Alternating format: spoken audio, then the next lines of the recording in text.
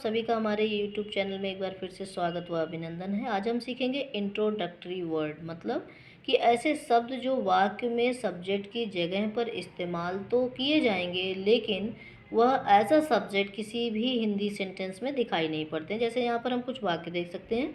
एक राजा था। अब यहाँ पर आप देखिए वह, मैं, तुम, वहाँ, ऐसा कोई भी शब्द नहीं आया। लेकिन हम जब इंग्लिश में इसको देखते हैं तो there was a king translation दिखता है। क्यों? क्योंकि ये एक डमी सब्जेक्ट है जिसको हम पार्ट्स ऑफ स्पीच में इंट्रोडक्टरी वर्ड के नाम से जानते हैं। अगर हम डमी सब्जेक्ट की बात करें तो निश्चित रूप से दो डमी सब्जेक्ट हमारे सामने आते हैं, इट और देयर। जहाँ पर सब्जेक्ट नहीं होता वहीं पर हम इट और देयर का इस्तेमाल करते हैं। तो अब बात ये आती है कि देयर कहाँ लगाएं और इट कहाँ लगाएं। तो इट की बात हम अगले चैप्टर में करेंगे, लेकिन आज हम बात कर रहे हैं देयर की। इंट्रोडक्टरी वर्ड फर्स्ट की बात कर रहे हैं। तो वहाँ पर जहाँ कहीं भी हम काल्पनिक बात कर रहे हो किसी इंडिविजुअल की या किसी घटना की, ज़्यादातर से कहानियाँ सुनाते समय हम इसका इस्तेमाल होते देखते हैं। जैसे हम बचपन में कई बार कहानियाँ पढ़े होंगे, once upon a time, there was a king, ऐसे करके हम ट्रांसलेशन देखते रहे हैं। तो वो क्या है, एक काल्पनिक बात है, किसी काल्पनिक घटना की बात की जा रही है या कोई कहानी सुनाई जा रही है, तभी इसका इस्तेमाल किया जाता है। दूसरा, जब कभी हम देयर के अर्थ की बात करते हैं तो बच्चों उसमें हम सीधा सीधा देखते हैं कि उसका अर्थ वहाँ होता है।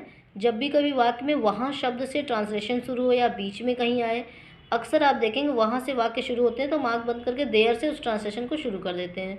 तो आपको बिल्कुल ऐसा नहीं करना है। वहाँ पर जो वहाँ शब्द है उसको हमको ऑब्जेक्ट की जगह पर लगाना है, और ट्रांसलेशन को जैसे मन तैसे हम शुरू कर सकते हैं। जो डिमांड है, जैसे मन तैसे का मतलब ये बिल्कुल नहीं है कि आप पूछा कुछ गए और बताएं आप कुछ और। पूछा जो जा रहा है आपको वही बताना है। जैसे हम एक एग्जाम्पल के लिए आ जाते हैं यहाँ पर, वहाँ पानी था, ठीक है। तो अगर हम वहाँ की अंग्रेजी देयर कह रहे हैं और देयर को हम ऑब्जेक्ट की जगह कह रहे हैं तो निश्चित रूप से बचता क्या है, पानी था। अगर पानी था कहा जाए तो यहाँ सब्जेक्ट बिल्कुल भी नहीं है, तो हम जहाँ सब्जेक्ट ना हो वहाँ शुरुआत कैसे करेंगे, देयर से। तो सब्जेक्ट नहीं है इसलिए हमने डमी सब्जेक्ट इंट्रोडक्टरी वर्ड हमने देयर लगाया और वहाँ की अंग्रेजी एकदम आखिरी में कर दी, मतलब देयर वॉज वाटर देयर कहेंगे, ठीक है। अगर हम कहें यहाँ एक हाथी है तो यहाँ एक हाथी, यहाँ की अंग्रेजी क्या है, हियर एक हाथी है। अगर हम हियर को अलग कर दें तो एक हाथी है बचता है। तो हम ये देखें कि इसमें सब्जेक्ट कहीं भी नहीं है, तो इसलिए हम क्या कहते हैं, there is an elephant here. तो ऐसे ही जो है कि यहाँ पे ट्रांसलेशन और भी लिखे हैं, और कुछ आपके लिए एक्सरसाइज है जो हम आपको दे रहे हैं इंग्लिश से हिंदी और हिंदी से इंग्लिश बनाने के लिए। आप घर पे बनाएंगे और इन सब वर्ड्स के इस्तेमाल करेंगे तो आपको आसानी होगी। जल्दी से हम इसको एक स्क्रीनशॉट लें और ट्रांसलेशन करें। बच्चों आपको मैं एक पैराग्राफ दे रही हूँ जिसमें हम इंट्रोगेटिव सेंटेंसेस को देख रहे हैं, साथ में कहीं कहीं सिंपल सेंटेंसेस भी आपको हो सकता है मिले।